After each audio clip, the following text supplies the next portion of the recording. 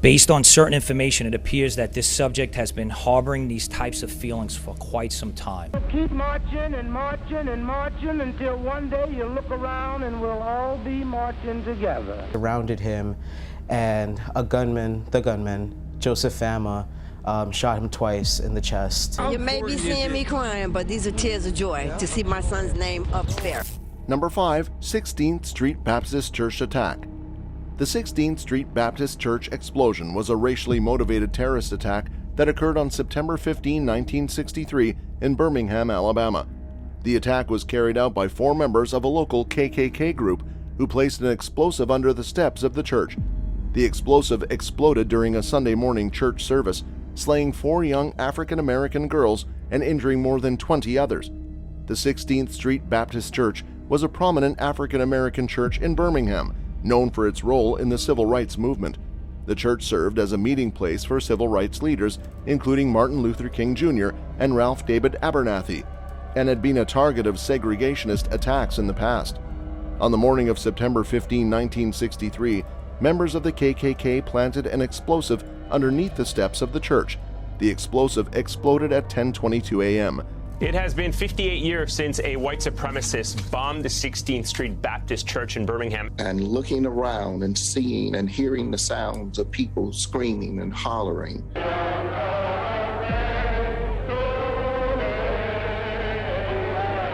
The love of God, that message that was given and delivered on that day, was a love that forgives.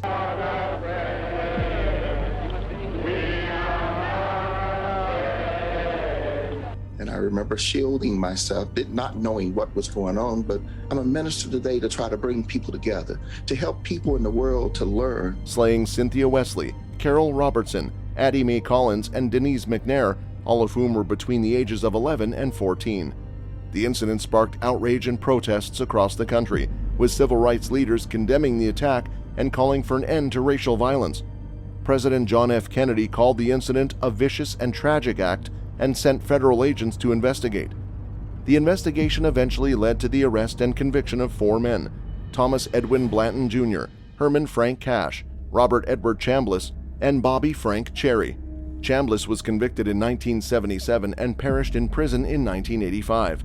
Blanton was convicted in 2001 and is currently serving a life sentence.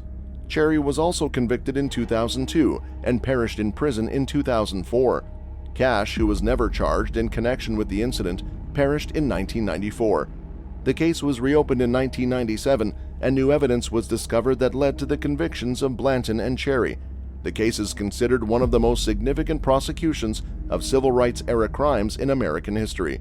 My classmates of the Sunday school class, when all of a sudden there was this loud noise, a loud noise, and then the glass comes in and receiving several cuts on my body. And I had to come to grips with whether I was going to be angry. I was going to be a black, angry American. The last thing that she remembers is seeing them helping each other, tying on sashes, and then it went dark.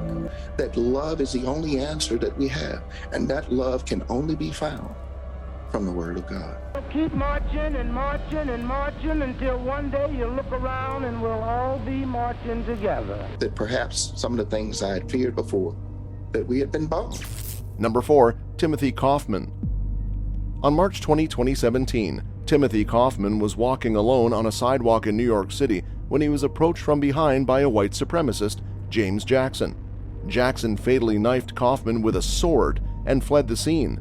The attack was racially motivated, as Jackson had expressed a desire to start a race war and had specifically targeted black men.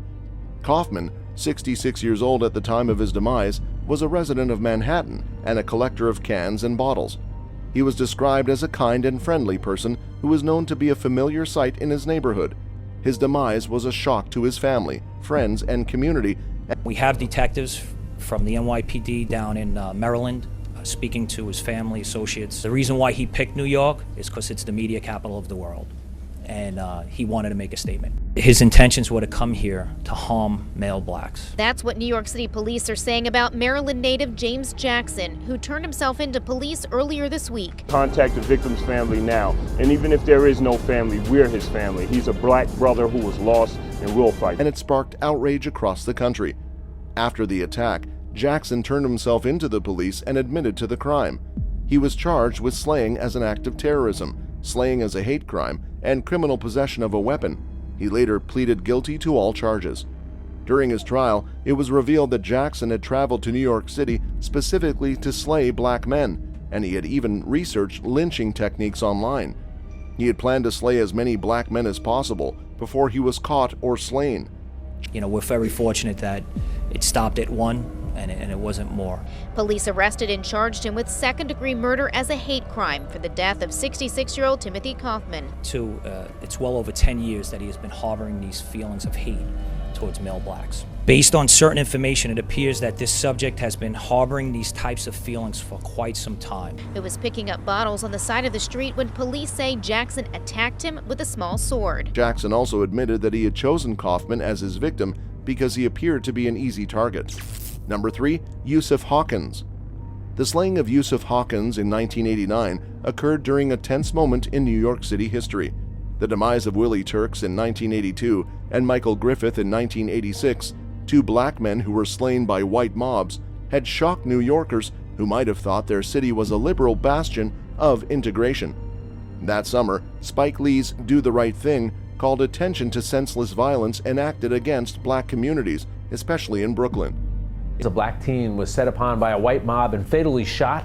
His cold-blooded murder horrified the city and the entire country. Surrounded him, and the gunman, Joseph Fama, shot him twice in the chest. I gotta ask you flat out, who killed Yusuf Hawkins? It wasn't my friends, and it wasn't me. Yelling racial epithets at them, some of them holding... Even after the shooting, still being attacked racially. Yeah. In August 1989, the black 16-year-old Yusuf Hawkins traveled from his home in East New York to Bensonhurst, then a largely Italian-American neighborhood, with 3 friends to look into buying a used car on sale. At the time the group traveled to the area, a large mob of white men had gathered in Bensonhurst with plans to attack a group of African Americans, one of whom was rumored to be dating a white girl they knew. Hawkins and his friends walked into the mob without knowing they were waiting for a black person to attack. Hawkins' friends, who were with him at the time of the attack, recall in the movie that several white men surrounded them, with some carrying baseball bats. Amid the chaos, Hawkins was fatally shot by someone in the group, and the perpetrators dispersed quietly into their neighborhood. In 2005, former Gambino crime family member Joseph D'Angelo admitted that the slayers were present at his request, meant to serve as protection for his property from an unexpected, racially motivated situation, which instead created the situation. One of the most painful racial incidents in New York City's history, the killing of 16-year-old Yusuf Hawkins. You'd have to be stupid to not determine that there was a racist element. Number 2, James Byrd Jr. The slaying of James Byrd Jr. was a hate crime that occurred in Jasper, Texas on June 7, 1998. Byrd, an African-American man, was walking home after spending time with friends when he was picked up by 3 white supremacists, John William King, Lawrence Russell Brewer, and Sean Allen Berry. The men offered Byrd a ride, but instead of taking him home, they drove him to a remote location where they brutally beat him and then tied him to the back of their truck. They then dragged him for over 3 miles along an asphalt road, ultimately slaying him. John William King is set to be executed tonight in Huntsville, convicted of a gruesome murder that many have called a modern-day lynching. You may be seeing me crying, but these are tears of joy to see my son's name up there. Gathering here in Jasper at the small park named for Byrd to remember the man and to share their pain. The slaying of James Byrd Jr. sparked national outrage and prompted calls for justice.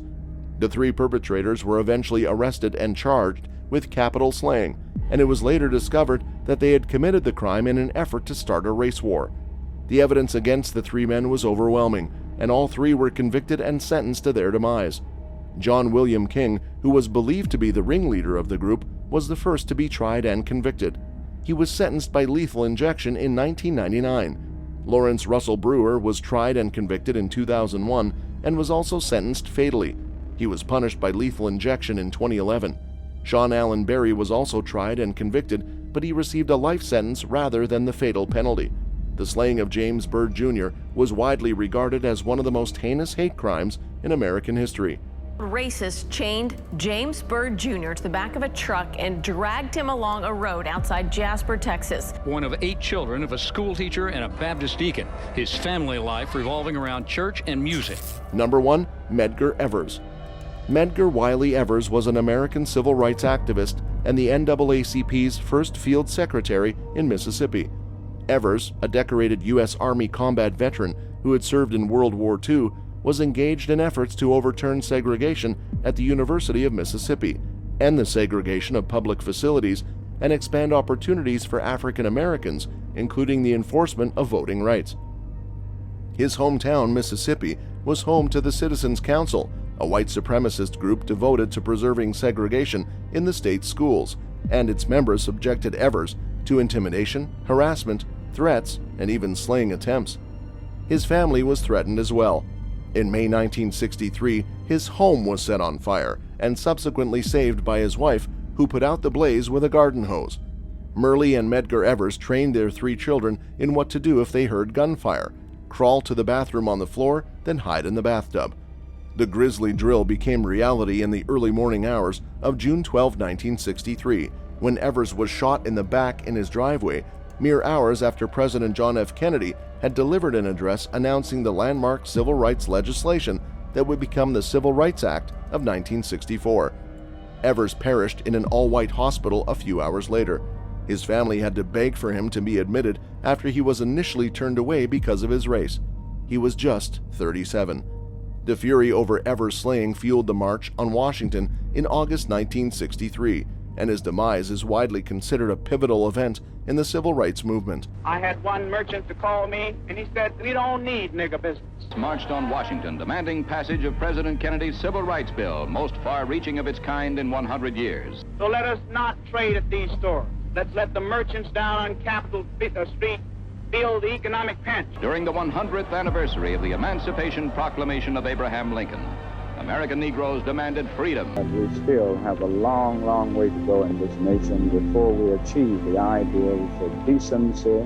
That's all for today, folks. See you next time.